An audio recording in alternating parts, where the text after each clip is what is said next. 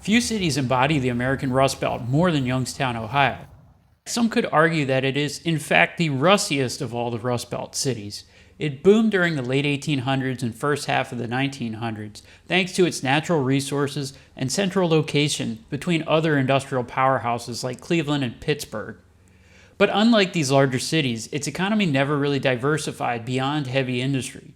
So when natural resources began to run out, and then a few decades later, industrial jobs were shipped overseas, it collapsed to a degree that even many within the Rust Belt didn't quite experience.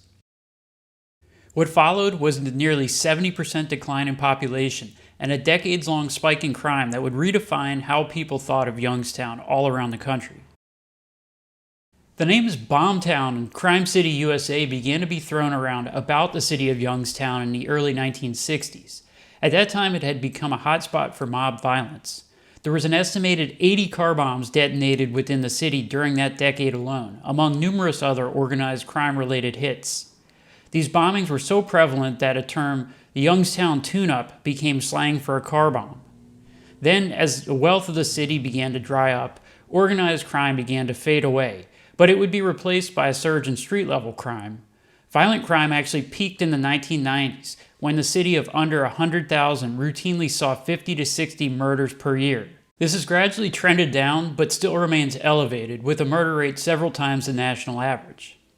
So it's hardly a typical vacation destination, but given my interest in these old Rust Belt cities, I wanted to see it for myself, and also to see how the city's revitalization efforts were going, and how they compared to some other cities facing similar challenges.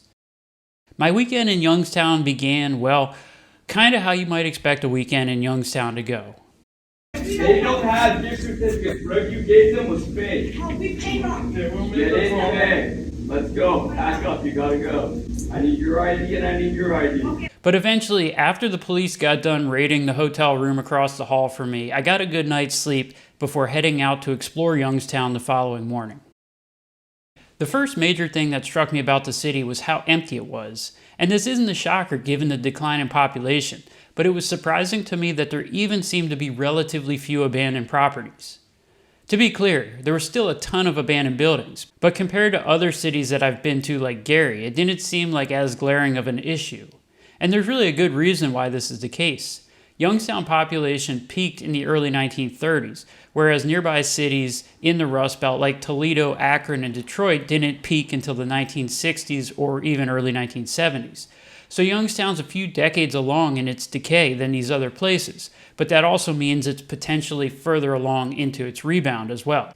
There are some good things that the city has going for it. The thing that impressed me the most was how many trees there were. Wick Park, just north of downtown, is kind of a cross between an urban forest and a park. It was cool to see that much greenery in a downtown area.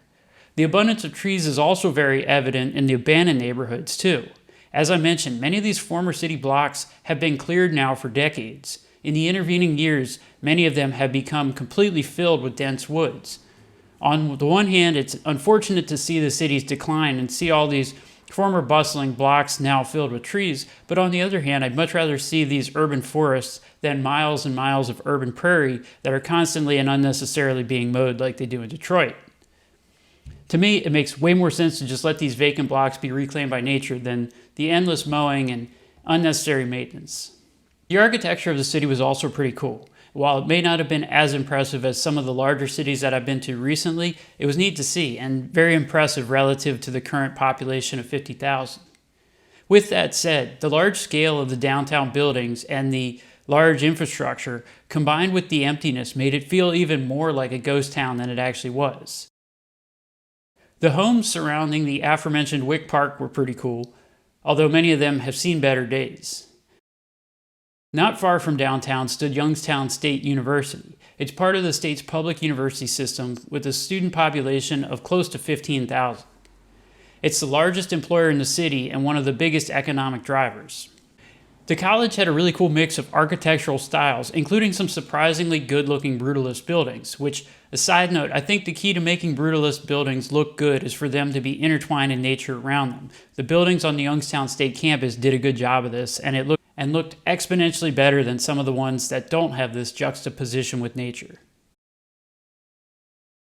As I got away from the more economically depressed parts of the city, the neighborhoods felt increasingly livable.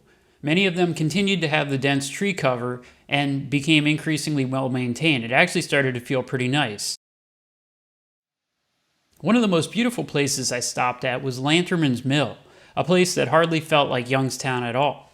The historic mill was perched on the edge of Mill Creek and was surrounded by a web of hiking trails and park space, and overlooking it all was a scenic concrete arch bridge. So that was the good stuff. Now on to the cons, and there was definitely plenty of them. My biggest issue with the city was the very bifurcated way that the revitalization seems to be taking place.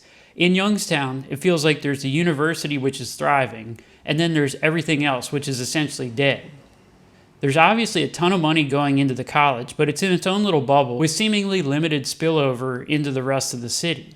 And while I wouldn't expect one institution to be responsible for the well-being of a whole city, it does seem like there could be more of an effort made to blend the school into the fabric of the city, especially considering it is a public university that takes public money, so there should be some mandate to help uplift the area around it. Which leads me into my next observation that's not so positive about the city and the revitalization efforts more broadly. There is clearly some money going into the city, but it didn't feel cohesive to me. Some of it may have just been the scale of the city and the degree of the decline, but it didn't feel very walkable or vibrant, even in the revitalized area. Down by the river, there was the newly opened Youngstown Foundation Amphitheater, a 5,000-seat concert venue that, by most online accounts, has been a successful project, but it feels disconnected from the city. Same goes for the Covelli Center Arena. It seems like a nice enough place to catch a game or see an event, but it's not super well connected to downtown. In both of these cases, I would imagine that the average person coming into Youngstown for an event will simply park in one of the many giant parking lots and then leave as soon as the event's over. So there's all these little pockets of investment scattered around, but it doesn't seem to be done in a way that's synergistic. One of the other stops on my latest trip was Wheeling, West Virginia, which had a dramatically different feel. Despite dealing with a lot of the same issues that Youngstown's dealt with, they seem like they've done a remarkable job with the current revitalization. It seems really well coordinated. Much effort has been made to tie it all together so that one project helps the one next to it, and so on and so on. But more about Wheeling in a future video.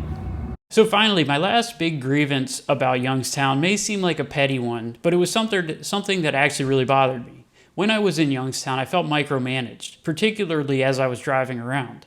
At one point in time, I was circling block after block trying to find parking. It seemed crazy that this would be so hard to do, particularly in such an empty city. And just when I was about to go for it and park illegally, a parking authority truck pulled around the corner.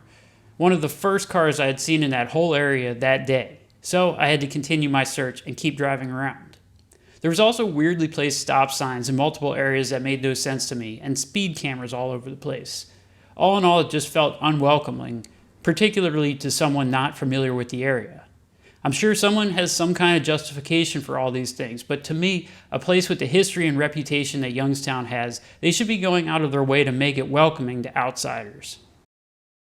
So in one of my previous videos, I was accused of wanting to be the dictator of Johnstown, Pennsylvania. So on that note, if I was dictator of Youngstown, Ohio, here's what I would do.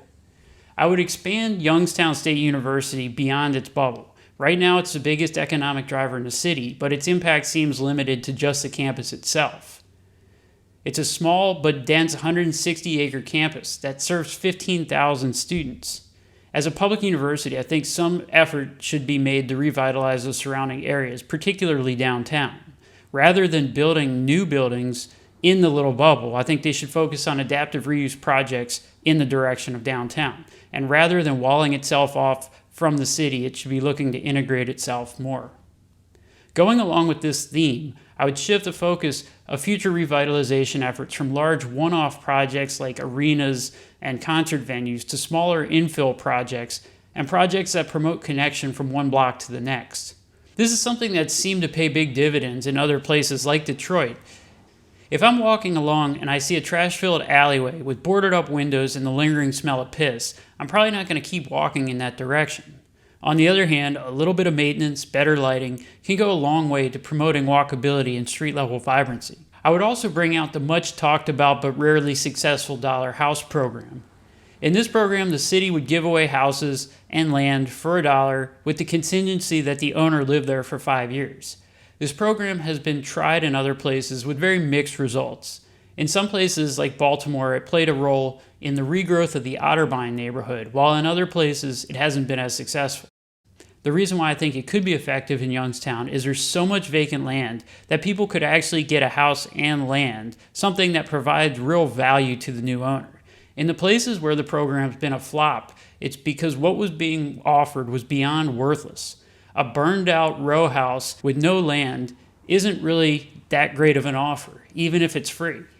On the other hand, the only house on a block on a half an acre in Youngstown might actually be a good fit for some people depending on their life situation, especially if it only costs $1 to get into. Next, I would definitely cut down on the nuisance micromanagement. I would do everything in my power to make the city more hospitable to outsiders. At its current trend, the city's disappearing, so attracting outsiders is necessary. If everybody leaves the city thinking, thank God I'm out of that mess of roads and speed cameras and parking authority everywhere, they probably won't be inclined to come back. On the other hand, if their experience was a breeze and everything was super convenient, they might give it another shot. And finally, I would do everything I could to improve infrastructure. Some of the roads in the city were so bad that I wouldn't come back just out of fear of losing a tire. The city needs to prioritize basic services over splashy redevelopment projects. But fixing infrastructure in a place like Youngstown isn't just about maintenance. Places like Youngstown also need to thoughtfully downsize infrastructure in some places. When the city was built, it was built for a population of almost 200,000. Now with a population of 50,000, they quite frankly have more roads than they need. So some of it could be downsized without causing significant disruptions. This would reduce the need for maintenance in some areas, improve walkability in others, and allow the much needed dollars to be shifted to other higher priority projects. So that was Youngstown. Overall, I had a little bit harder time finding the positives than I have in some other places that I've been to recently, but it still was a really interesting visit. Hopefully they can turn things around going forward.